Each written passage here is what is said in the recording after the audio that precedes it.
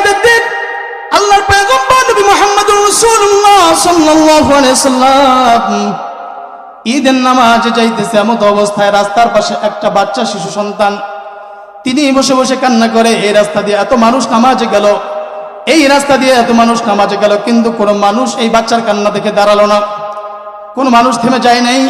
কিন্তু আল্লাহর পয়গম্বর নবী মুহাম্মদুর রাসূলুল্লাহ সাল্লাল্লাহু আলাইহি সাল্লাম এই বাচ্চার কান্না দেখে সামনের দিকে আর অগ্রগামী হতে পারলো না। বিশ্বনবী জনাবে মুহাম্মদুর রাসূলুল্লাহ সাল্লাল্লাহু আলাইহি সাল্লাম তিনি বসে বললেন, বসে জিজ্ঞাসা করলো, বাবা তোমার কি হয়েছে, কেন তুমি কান্না করো? ঈদের দিন, আজকে তো কান্নাকাটির দিন না, তুমি কেন কান্না করো? ওই বাচ্চা ডাক দিয়ে বললেন, আপনার কাছে আমি বলবো না। নবীজি জিজ্ঞাসা করলো, তাহলে তুমি কার কাছে বলবা, কাকে বলতে চাও? ওই বাচ্চা ডাক দিয়ে বললেন, আমি বলবো মক্কার ওই সন্তান আব্দুল্লাহর বেটা মুহাম্মদ, তার কাছে আমার কষ্টের কথাগুলো বলবো। আমার মুসলমান ভাইরা, বিশ্বনবী জমিনে বসে বললেন, ওই বাচ্চাকে কোলে নিলেন, কোলে নেওয়ার পরে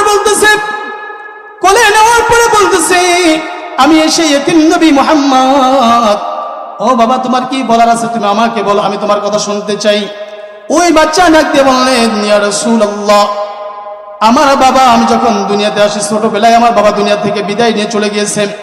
দুনিয়া থেকে যখন ছোটবেলায় চলে গিয়েছে, দুনিয়া থেকে চলে যাওয়ার পরে আমার মা আর একটা জায়গায় বিয়ে বসেছেন। আমার বাবা মরে যাওয়ার পরে আমার মা যেই বাসায় বিয়ে বসলেন, ওই লোকটা আমার মাকে দেখতে পারে না। আমার মা যখন আমাকে চুমু খায়, আদর করে, ওই লোকটা আমাকে মারধর করে। আবার আমার মা যখন আমাকে আদর করে, কোলে নেয়, ওই লোকটা আমার মাকে মারপিট করে, মাকে বের করে দিতে চায়, আমার মাকে রাখতে চায় না, আমার মাকে এইভাবে অপমান অপমান করে। আমি এখন কি করব বুঝতে পারতেছি না। আমার মা আমাকে রাত্রিবেলায় ডাক দিল, ডাক দেওয়ার পরে বলতেছে, বাবারে তোর বড় দুর্ভাগ্য, তোমার কপাল বড় খারাপ, তোমাকে আজ ঈদের দিন আমি তোমাকে কোনো সেবা যত্ন করতে পারলাম না, তোমার কোনো সহযোগিতা আমি করতে পারলাম না, তোমাকে আমি কোলে নিয়ে একটু চুমু খেতে পারলাম না, তোমার কষ্ট আমি বুঝতে পারলাম না। তুমি ওই ঈদের ময়দানে চলে যাও, যেই জায়গায় যাওয়ার পরে আল্লাহর পয়গম্বর বিশ্বনবী জনাবে মুহাম্মদুর রাসূলুল্লাহ সাল্লাল্লাহু আলাইহি সাল্লাম তার সঙ্গে তোমার সাক্ষাৎ হবে। তাকে যদি তোমার কথাগুলা বলো, মনের কথাগুলা, তাহলে তিনি তোমাদের কষ্টগুলো অন্তত তিনি হলো বুঝবে। মুসলমান ভাইরা আমার, আল্লাহর পয়গম্বরকে যখন তিনি এই কথাগুলো বললেন, বলার পরে আল্লাহর পয়গম্বর ডাক দিয়ে বললেন, ও বাবা, আমি তোমার কথাগুলো বুঝতে পারলাম। আমি মুহাম্মদ যদি তোমার বাবা হয়ে যায়, আর আয়েশা যদি তোমার মা হয়ে যায়, এই দুনিয়ায় তোমার আর কিছু পাওয়ার আছে নাকি? বলো, তুমি আর কি চাও বলো? ওই সন্তানটি ডাকতে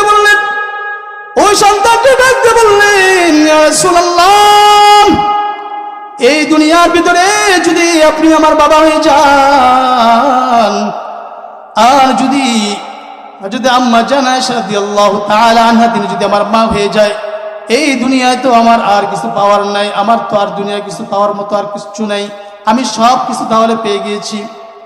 আল্লাহর পয়গম্বর তাকে নিয়ে ঈদের ময়দানে চলে গেলেন, নামাজ শেষ করলেন। নামাজ শেষ করার পরে হযরত আম্মা জান আয়েশা সিদ্দিকা রাদিয়াল্লাহু তাআলা আনহাকে ডাক দিয়ে বললেন, আয়েশা রে, ও আয়েশা, আল্লাহ রাব্বুল আলামিন ঈদের দিন তোমার জন্য একজন স্পেশাল মেহমান পাঠিয়েছেন, তুমি তার জন্য ভালো করে সেবা যত্ন করো।